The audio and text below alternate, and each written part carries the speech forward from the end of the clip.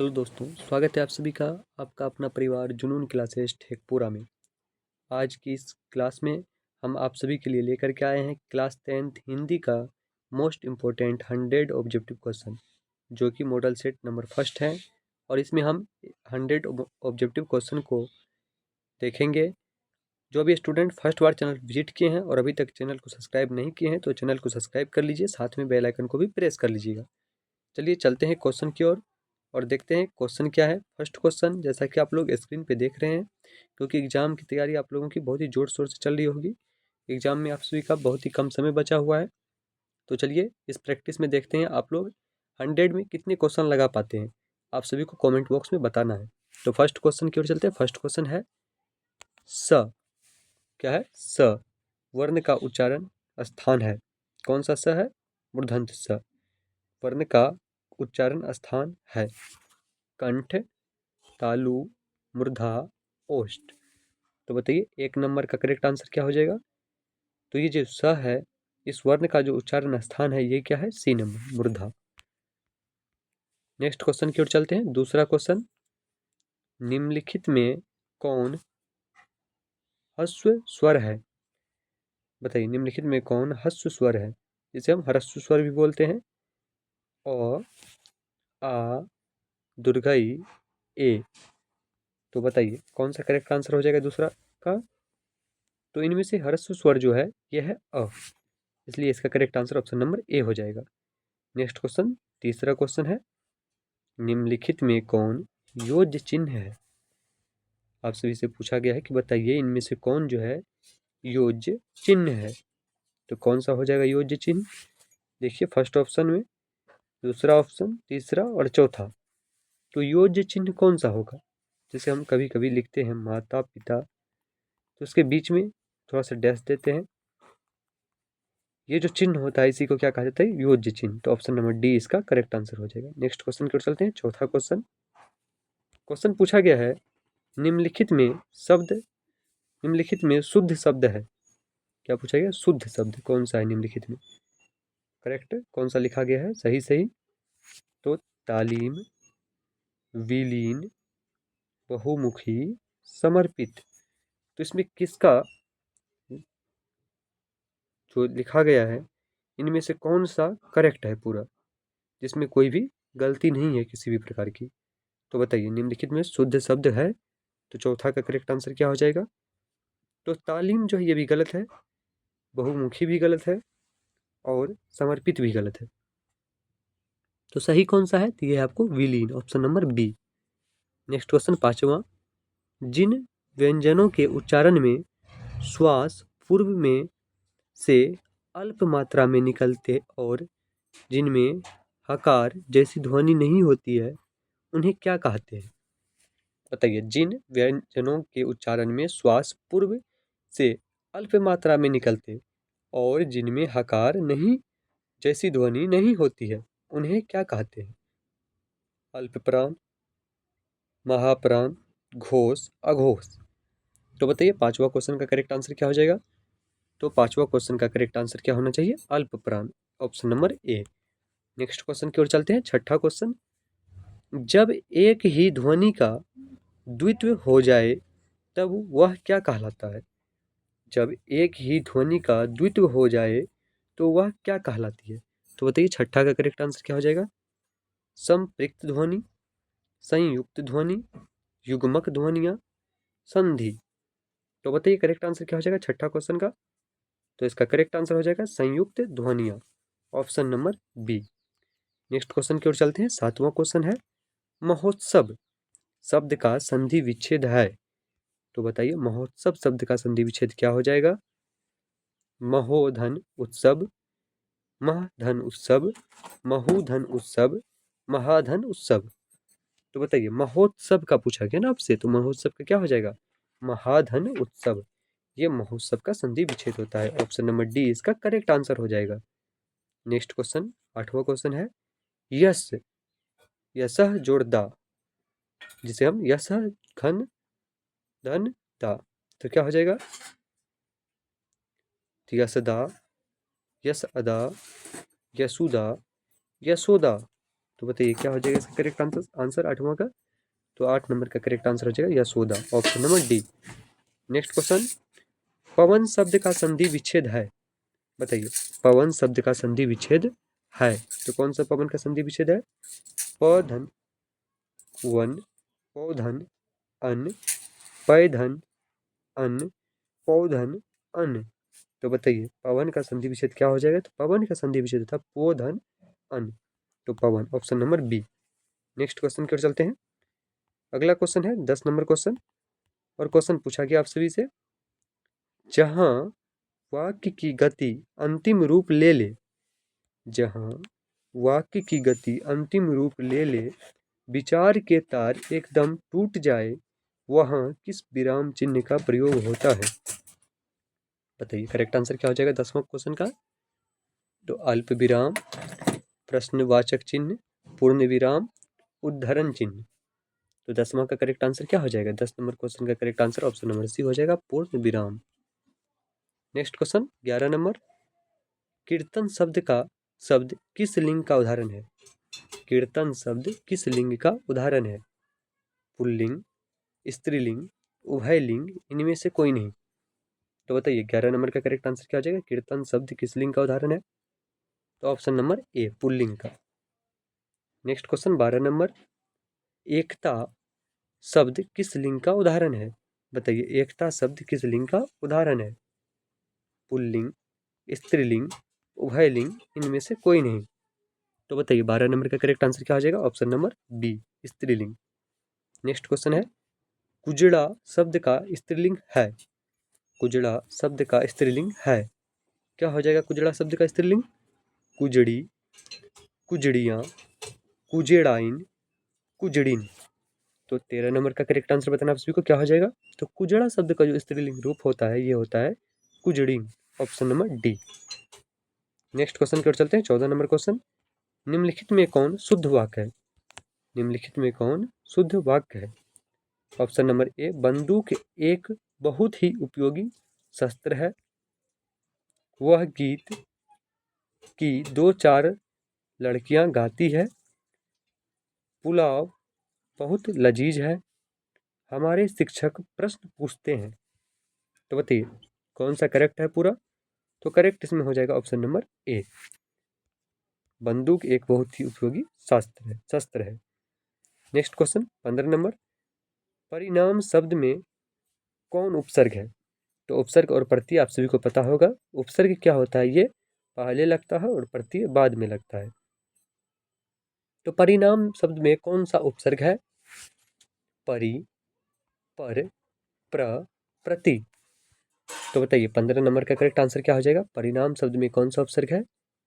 तो परिणाम शब्द में जो उपसर्ग है ये है परि, option number A. Next question 16 number, गायक शब्द में कौन प्रत्यय है? गायक शब्द में कौन प्रत्यय है? तो ये लास्ट में लगता है गायक प्रत्यय, तो गय, यक, क, अक। तो बताइए 16 नंबर का करेक्ट आंसर क्या हो जाएगा? तो इसका हो जाएगा अक, option number D. Next question, रचना अथवा बनावट के विचार से शब्द के कितने प्रकार हैं? रचना अथवा बनावट के विचार से शब्द के कितने प्रकार हैं? तो बताइए रचना और बनावट के विचार से शब्द कितने प्रकार के होते हैं? 2, 3, 4, 5। तो बताइए 17 नंबर का करेक्ट आंसर क्या हो जाएगा? तो इसका correct answer option number B हो जाएगा, 3। नेक्स्ट क्वेश्चन, निम्नलिखित में यौगिक शब्द है। बताइए निम्नलिखित में यौगिक शब्द है, पीला, नमक, दूध वाला, कांट। तो कौन सा है इसमें यौगिक शब्द? आपको करेक्ट आंसर बताना है। तो यौगिक शब्द इसमें कौन सा हो जाएगा? तो दूध वाला, दूध वाला जो है ये क्या है? यौगिक शब्द है। नेक्स्ट क्वेश्चन 19 नंबर, निम्नलिखित में कौन तद्भव शब्द है? बताइए निम्नलिखित में कौन तद्भव शब्द है?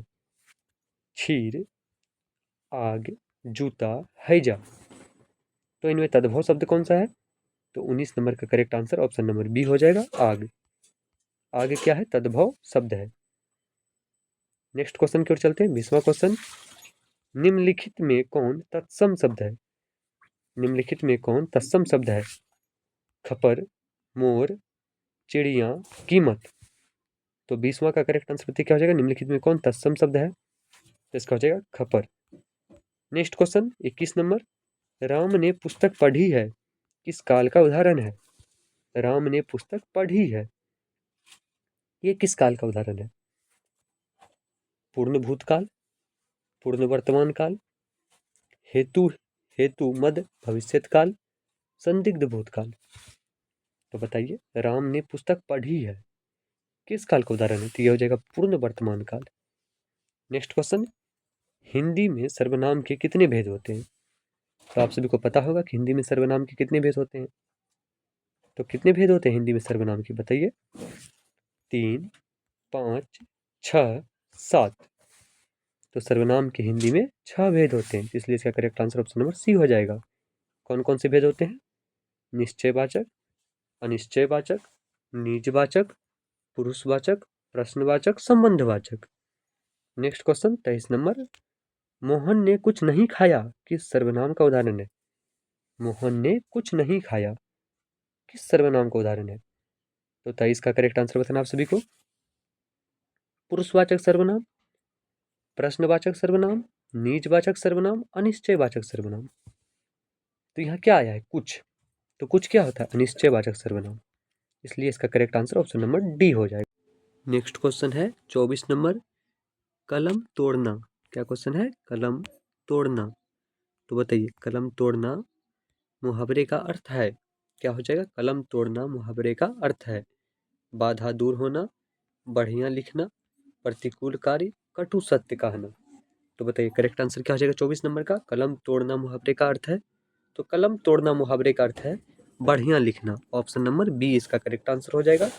नेक्स्ट क्वेश्चन 25 नंबर क्वेश्चन है, आंख के अंधे गांठ के पूरे लोकोक्ति का अर्थ है।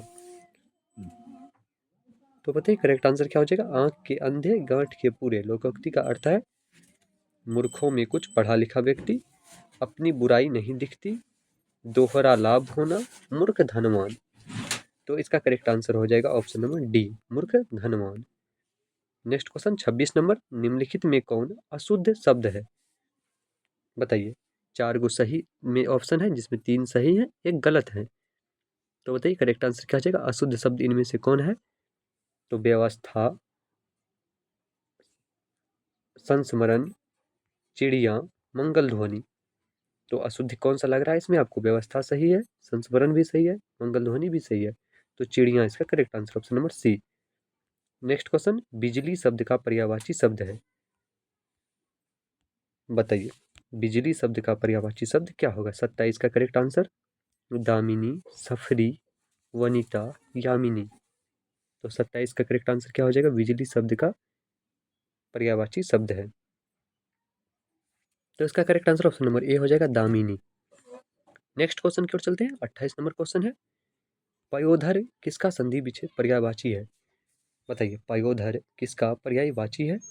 इसका करेक्ट आंसर बताना आप सभी को। पयोधर किसका पर्यायवाची है? सूर्य का, पर्वत का, जल का, बादल का। तो पयोधर जो है ये किसका पर्यायवाची है? आप सभी को पता होना चाहिए पयोधर, तो ये किसका हो जाएगा? बादल का, option number D. Next question की ओर चलते हैं। 29 नंबर क्वेश्चन है, तो क्वेश्चन क्या है? कुटिल शब्द का विलोम होगा। बताइए, कुटिल शब्द का विलोम होगा, कौन सा है कुटिल शब्द का विलोम शब्द? कोमल, सरल, सबल, जटिल। तो कुटिल का जो विलोम है ये है सरल, option number B.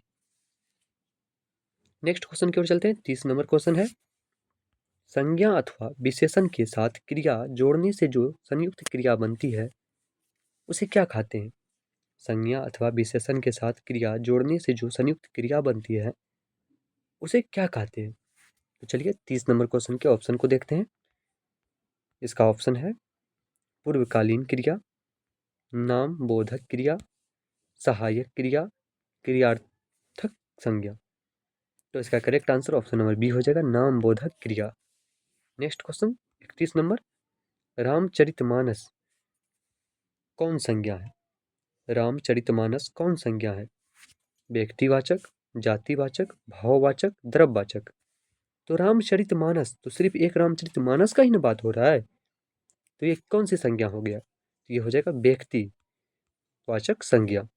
Next question 32, Kashmiri सेब सिंदूरी लाल होता है, इस वाक्य में प्रविशेषण है।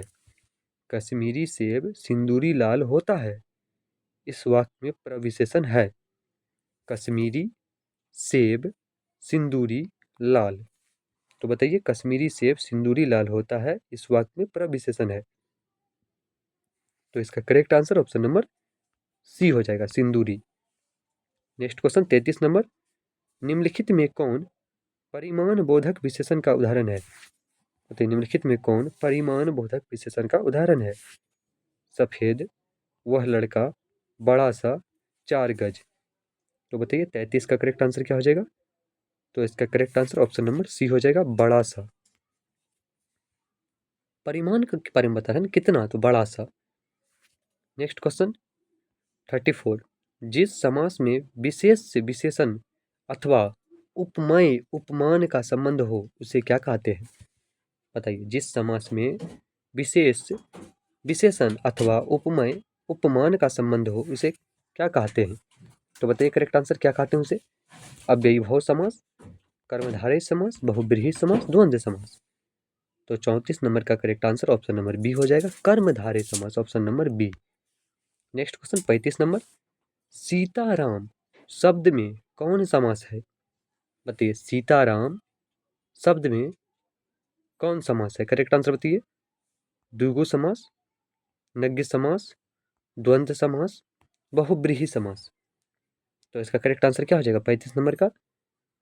तो इसका करेक्ट आंसर हो जाएगा आपको द्वंद्व समास। क्या हो जाएगा? द्वंद्व समास। सीताराम, सीता और राम, क्या हो जाएगा? सीता राम का तो सीता और राम, लाभ हानि पाप पुण्य ये सब का कौन सा था? द्वंद्व समास। नेक्स्ट क्वेश्चन, पंचवटी शब्द में कौन समास है? पंचवटी शब्द में कौन समास है? द्विगु समास, नग्य समास, द्वंद्व समास, बहुब्रीहि समास। तो इसका करेक्ट आंसर क्या होना चाहिए? पंचवटी। मतलब आगे में क्या लगा है? संख्या। जिसके आगे में संख्या लगा हो तो ये क्या होता है? द्विगु समास होता है। तो इसलिए इसका करेक्ट आंसर ऑप्शन नंबर ए हो जाएगा। नेक्स्ट क्वेश्चन 37 नंबर, क्रिया की विशेषता प्रकट करने वाले शब्द को क्या कहते हैं? क्रिया की विशेषता प्रकट करने वाले शब्द को क्या कहते हैं? विशेषण, प्रविशेषण, विशेष, क्रिया विशेषण। तो आपको इसमें आंसर भी साथ में ही मिल गया कि क्रिया की विशेषता को प्रकट करने वाले शब्द को क्या कहते हैं। तो जो क्रिया की विशेषता को बताए उसे क्रिया विशेषण कहते हैं। ऑप्शन नंबर डी इसका करेक्ट आंसर हो जाएगा। नेक्स्ट क्वेश्चन 38, निम्नलिखित में आज्ञावाचक वाक्य का उदाहरण है। निम्नलिखित में आज्ञावाचक वाक्य का उदाहरण है। तुम क्या खाओगे? प्रभा इस हिसाब को नहीं बनाएगी। तुम सदा सत्य बोलो। तुमने इस पत्र को पढ़ा होगा। तो बताइए आज्ञा कहाँ दिया जा रहा है? तो इसमें आज्ञावाचक हो जाएगा बी नंबर, प्रभा इस हिसाब को नहीं बनाएगी। तो ये क्या है? आज्ञावाचक शब्द वाक्य है। नेक्स्ट क्वेश्चन 39, रचना की दृष्टि से वाक्य के कितने प्रकार हैं?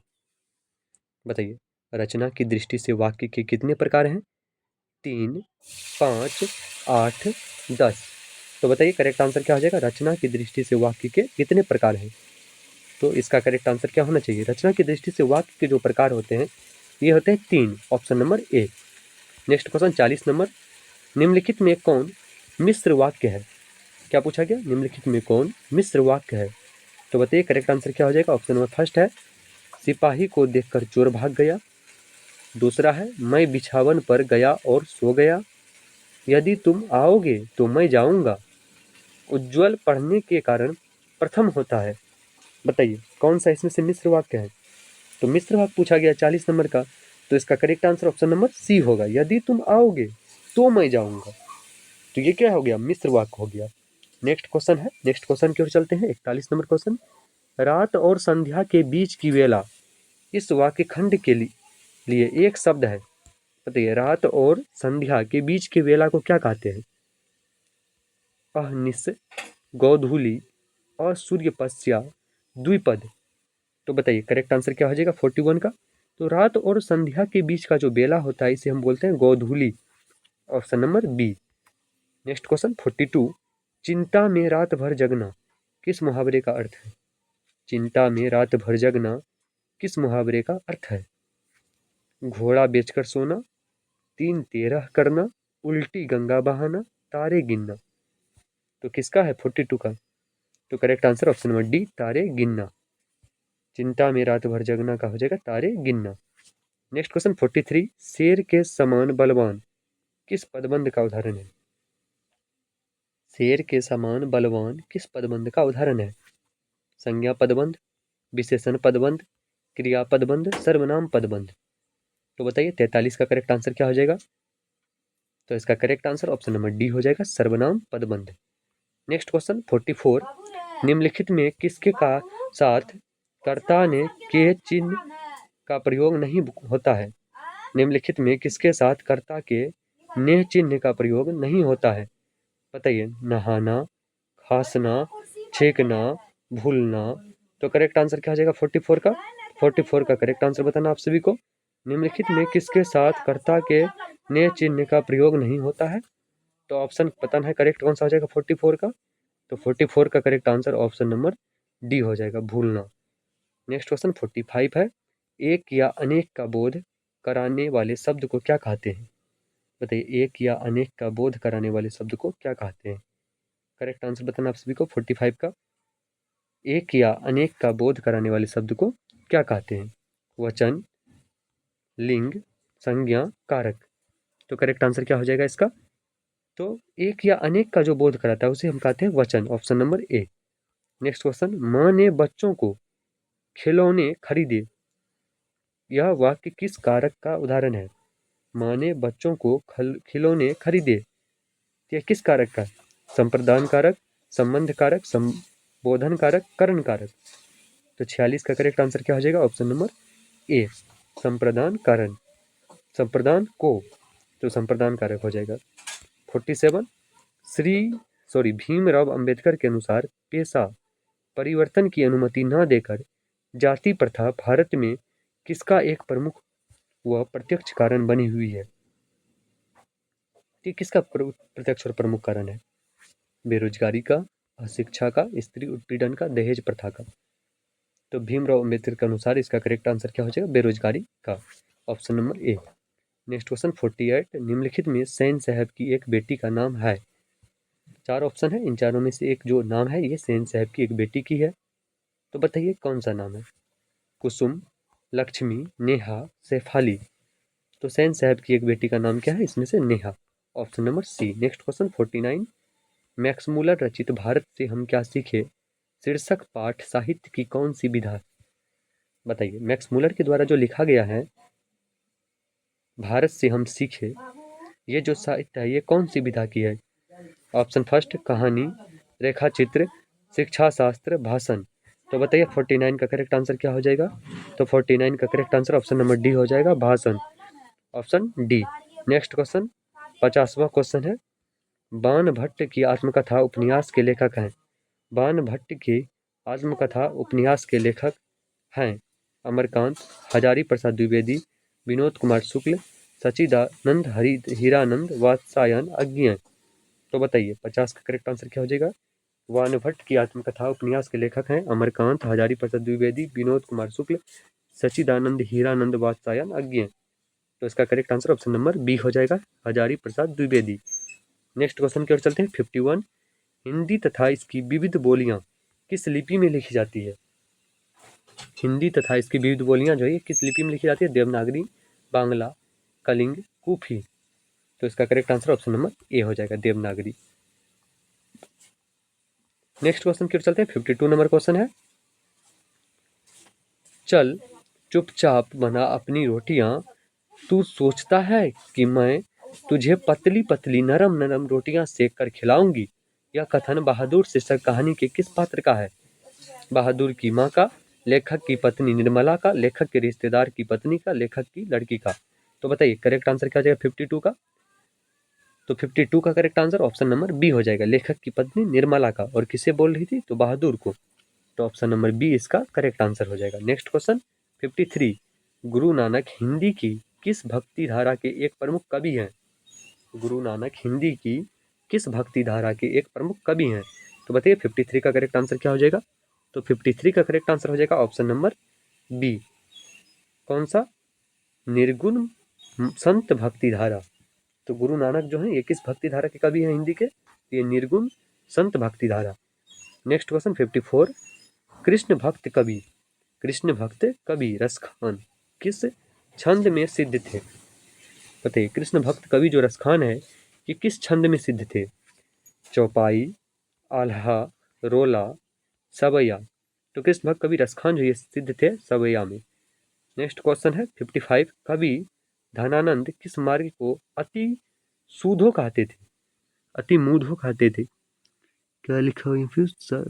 अति मूढ़ो कहते थे। तो बताइए किसको? राजमार्ग, ज्ञान मार्ग, संन्यास मार्ग को, प्रेम मार्ग को। तो बताइए 55 का करेक्ट आंसर क्या हो जाएगा? तो 55 का correct answer option number D हो जाएगा, प्रेम मार्ग को। नेक्स्ट क्वेश्चन है, कवि प्रेमधन का पूरा नाम है? बताइए कवि प्रेमधन का पूरा नाम है। तो बताइए कवि प्रेमधन जो है इसका पूरा नाम क्या है? राम नारायण चौधरी प्रेमधन, सत्यनारायण चौधरी प्रेमधन, बद्री नारायण चौधरी प्रेमधन, राज नारायण चौधरी प्रेमधन। तो कवि प्रेमधन का जो पूरा नाम है ये क्या है? ये हो जाएगा आपको Badri Narayan Chaudhary Premdhan, option number C. Next question, पाठ्य पुस्तक में भारत माता शीर्षक कविता किस काव्य संग्रह से संकलित है? पाठ्य पुस्तक में भारत माता शीर्षक कविता किस काव्य संग्रह से संकलित है? ग्रंथ, ग्राम्य, गुंजन, पल्लव। तो 57 का करेक्ट आंसर क्या हो जाएगा? 57 का correct answer option number B हो जाएगा, ग्राम्य। नेक्स्ट क्वेश्चन, कवि रामधारी सिंह दिनकर की दृष्टि में आज के देवता कहाँ मिलेंगे? बताइए कवि रामधारी सिंह के दृष्टि में दिनकर की दृष्टि में आज के देवता कहाँ मिलेंगे? 58 का करेक्ट आंसर बताना है। तो खेत खलिहान में, तह खानों में, राज प्रसादों में, मंदिरों में। तो आज के देवता कहाँ मिलते हैं? गाँव में। तो कहाँ? खेत खलिहान। Next question, B R Ambedkar या बी आर नारायण ने किस कहानी का अनुवाद किया? तो बी आर नारायण जो हैं ये किस कहानी के अनुवाद किए हैं ये आपसे पूछा जा रहा है। ऑप्शन इसका कौन सा सही हो जाएगा? नगर, माँ, दही वाली मगम्मा, ठाते विश्वास। तो इसमें से बी आर नारायण के द्वारा जो कहानी अनुवादित है ये कौन सा है? दही वाली मगम्मा। ऑप्शन नंबर सी इसका करेक्ट आंसर हो जाएगा। इसको लिखा किसने था? श्रीनिवास ने। नेक्स्ट क्वेश्चन, मंगू को झूठा लाड़ लड़ाकर ही तुमने अधिक पागल बना दिया है। आदत डाली हो तो जानवर को भी पखाना पेशाब कहाँ करना और कहाँ ना करना इसका ख्याल आ जाता है। यह कथन माँ शीर्षक कहानी के किस पात्र का है? माँ जी की बहू का, माँ जी की बड़ी पुत्री का, माँ जी के पुत्र का, अस्पताल के मेट्रन का। तो बताइए 60 नंबर क्वेश्चन जो है इसका करेक्ट आंसर क्या हो जाएगा? तो ये कथन जो है ये है माँ जी की बहू का, option number A. Next question 61, टीले की ओर निकलते निकलते लक्ष्मी किसके इंतजार में कुछ पिछड़ गई? बताइए 61 का करेक्ट आंसर बताना आप सभी को। तो किसके इंतजार में? अच्युत के, सरपंच के, गुणनिधि के, लक्ष्मण के। तो करेक्ट आंसर क्या हो जाएगा? गुणनिधि। नेक्स्ट क्वेश्चन 62, बल्ली अम्माल के गांव का क्या नाम था?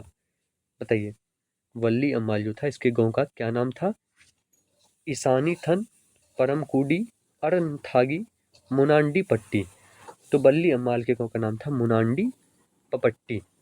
नेक्स्ट क्वेश्चन की ओर चलते हैं 63, धरती कब तक घूमेगी? धरती कब तक घूमेगी शीर्षक कहानी में कैलाश की पत्नी का नाम है? बताइए धरती कब तक घूमेगी शीर्षक कहानी में कैलाश की पत्नी का नाम है? सीता, पुष्पा, राधा, भवरी। तो क्या नाम है इसमें से? तो इसका correct answer option number C हो जाएगा, राधा। नेक्स्ट क्वेश्चन 64, मानव का रचा हुआ सूरज मानव को भाप बनकर सोख गया, यह पंक्ति किस शीर्षक कविता से ली गई है? बताइए 64 का करेक्ट आंसर क्या हो जाएगा? तो इसका करेक्ट आंसर बताना आप सभी को। ऑप्शन फर्स्ट है लौट कर आऊंगा फिर, हिरोशिमा, स्वदेशी, जनतंत्र का जन्म। तो इसका correct answer option number B हो जाएगा, हिरोशिमा, जो कहाँ पड़ता है? जापान में। यहाँ सबसे पहले अमेरिका ने परमाणु बम गिराया था। नेक्स्ट क्वेश्चन 65, आत्मजयी प्रबंध काव्य के रचनाकार हैं? आत्मजयी प्रबंध काव्य के रचनाकार हैं कुंवर नारायण, रामधारी सिंह दिनकर, जीवनानंद दास, सुमित्रानंदन पंत। तो बताइए 65 का करेक्ट आंसर क्या हो जाएगा? Kunwar Narayan, option number A. Next question, कवि रेनर मारिया कवि रेनर मारिया रिल्के के अनुसार भगवान की कृपा दृष्टि कहाँ विश्राम करती है? कवि रेनर मारिया रिल्के के अनुसार भगवान की कृपा दृष्टि कहाँ विश्राम करती है? बताइए। ऑप्शन फर्स्ट है प्रभु के चरण में, चट्टान की ठंड गोद में, प्रभु के शानदार लबादा में, कवि के कौपलों की नर्म सैया पर। तो बताइए 66 का करेक्ट आंसर क्या होगा? ऑप्शन नंबर बी, चट्टानों की ठंड गोद में।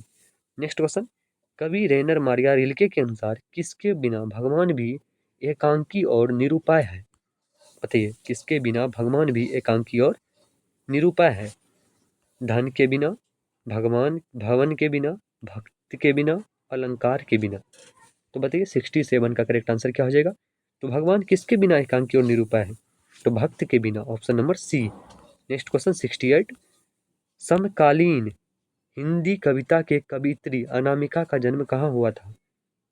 बताइए, समकालीन हिंदी कविता के कवियत्री अनामिका का जन्म कहाँ हुआ था? 68 का करेक्ट आंसर बताइए क्या हो जाएगा? मुजफ्फरपुर बिहार में, मुजफ्फरपुर उत्तर प्रदेश में, बेगूसराय बिहार में, कुशीनगर उत्तर प्रदेश में। तो करेक्ट आंसर क्या हो जाएगा इसका? तो बेगूसराय बिहार। नेक्स्ट क्वेश्चन 69, कवित्री अनामिका के अनुसार सृष्टि की विकास कथा के प्रथमाक्षर क्या है? बताइए। तो 69 का करेक्ट आंसर बताना आप सभी को क्या हो जाएगा? सफलता पर उमड़ा उत्साह, विफलता के कारण उत्पन्न क्रोध, पहली विफलता पर छलके आंसू। तो करेक्ट आंसर क्या हो जाएगा 69 का? तो ऑप्शन नंबर सी, पहली विफलता पर छलके आंसू। चलते हैं नेक्स्ट क्वेश्चन 70 नंबर की ओर। अगर आप सभी को सेशन अच्छा लग रहा हो और अभी तक अगर वीडियो को लाइक नहीं किए हैं तो वीडियो को लाइक कर दीजिए और अपने दोस्तों तक वीडियो को शेयर कीजिएगा। चलिए 70 नंबर क्वेश्चन है, हमारी नींद शीर्षक कविता में धमाके से देवी जागरण कहाँ हुआ? बताइए, हमारी नींद शीर्षक कविता में धमाके से देवी जागरण कहाँ हुआ? देवी मंदिरों में, राजमहलों में, खेल के मैदानों में, गरीब बस्तियों में। तो बताइए करेक्ट आंसर क्या हो जाएगा इसका? तो 70 नंबर का करेक्ट आंसर आप सभी को बताना है क्या हो जाएगा 70 नंबर क्वेश्चन का? तो ऑप्शन नंबर डी, गरीब बस्तियों में। नेक्स्ट क्वेश्चन 71, कुलसुम की देसी घी वाली कचौड़ी को उत्साद बिस्मिल्लाह खां कहते हैं? बताइए, कुलसुम की देसी घी वाली कचौड़ी को उस्ताद बिस्मिल्लाह खां कहते हैं? मीठी कचौड़ी, नमकीन कचौड़ी, संगीतमय कचौड़ी, स्वाधीन कचौड़ी। तो बताइए 71 का करेक्ट आंसर क्या हो जाएगा? ऑप्शन नंबर सी, संगीतमय कचौड़ी। नेक्स्ट क्वेश्चन 72, मछली शीर्षक कहानी में कौन कहती थी कि जो मछली मर जाती है उसकी आंखों में झांकने से अपनी परछाई नहीं दिखती? बताइए करेक्ट आंसर क्या हो जाएगा 72 का?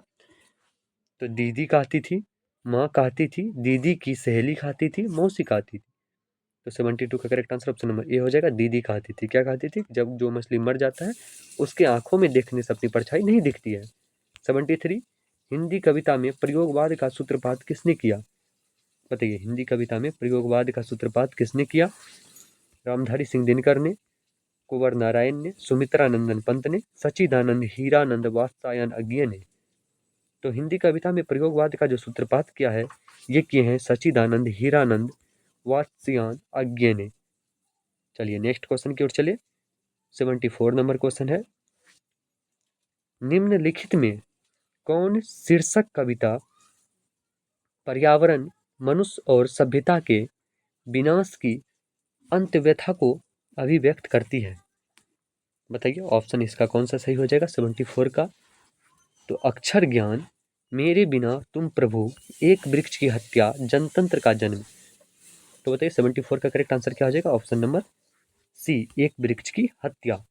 नेक्स्ट क्वेश्चन 75, मगम्मा किसके मन को बस में करने का 3-4 गुर माँ जी को बताती है? बताइए, मगम्मा किसके मन को बस में करने का 3-4 गुण माँ जी को बताती है? बेटे के, पति के, बहू के, पड़ोसी के। तो 75 नंबर का करेक्ट आंसर क्या हो जाएगा?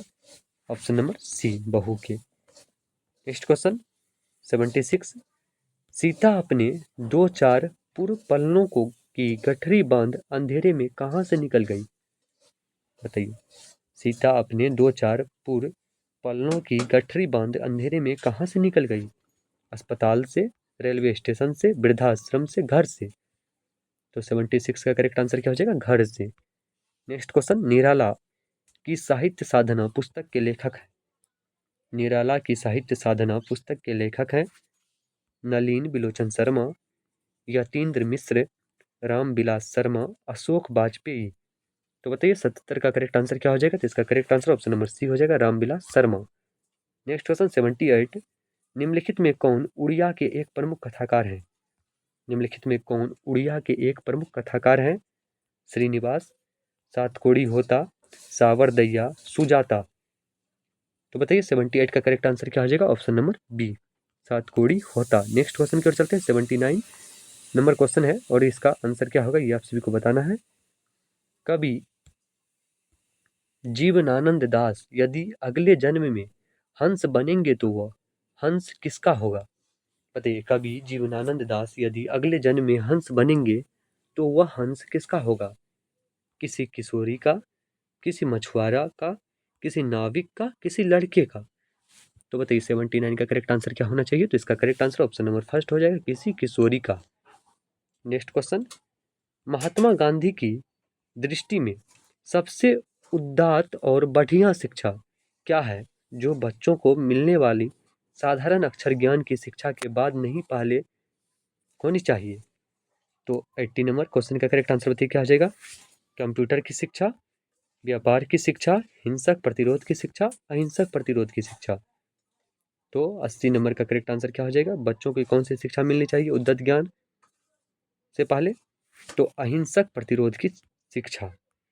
नेक्स्ट क्वेश्चन, अंतर्राष्ट्रीय स्तर पर महात्मा गांधी के जन्म दिवस को किस रूप में मनाया जाता है?